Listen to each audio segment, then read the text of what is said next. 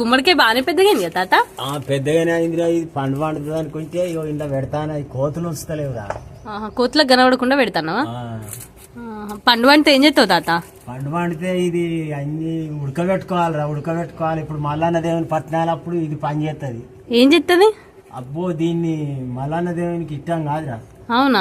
ఏం చేస్తారు తాత దాన్ని? ఈ వక్కలు కోసి పెడతారు దేవుని దగ్గర, దేవుని దగ్గర పెడతారు. ఇప్పుడు మనం ఉడకబెట్టుకొని తింటాం. మేము మునుపు అయితే చిన్న పొరగాళ్ళప్పుడు గింత గింత ఉండేది. అవి గింత ఉంటే కోసి కుండలు ఉడకబెట్టుకొని మంచిగా తినేది.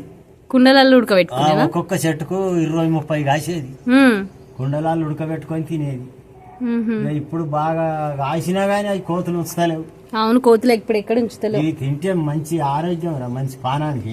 దీంతో వడియాలు కూడా పెట్టుకుంటారు కదా తాత? ఈ గుమ్మడికాయనైనా వడియాలు పెట్టుకుంటారు, పాలు పోసి వండుకుంటారు, కూర వండుకుంటారు, దీన్ని పాశం వండుకుంటారు. అవునా? గుమ్మడికాయతోనా? గుమ్మడికాయతో ఇది ఒక్క పని కాదు, అన్నిటికీ చేస్తుంది. అవునా? ఇది అక్కెరని పనే లేదు, అంత అక్కెరకొచ్చే పని ఇది. ఇప్పుడు ఎన్ని కాయలు పడ్డాయి తాత? ఇప్పుడు 2 పడ్డాయి. ఇదొకటి ఇంకోటి గట్టు ఉన్నది. ఇక కడమైన కోతులు తిన్నాయి. ఇది ఒకటే ఇంట్లో దాచి పెడతానా. అవునా? ఈ తమలపాకుల మధ్యలో మంచిగానే పడ్డది కదా? మంచిగానే పడ్డాయిరా. ఇది ఒక్కటే ఉన్నది. దాచిపెట్టు మరి. అది దాచిపెట్టింది, అదే గంతకని దాచిపెట్టిన.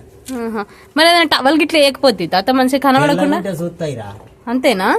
తెల్లగుంటే చూస్తాయనే ఎండిపోయిన ఆకులు ఇట్లా కప్పుతానా, లేకపోతే అవి ఉంచాయి.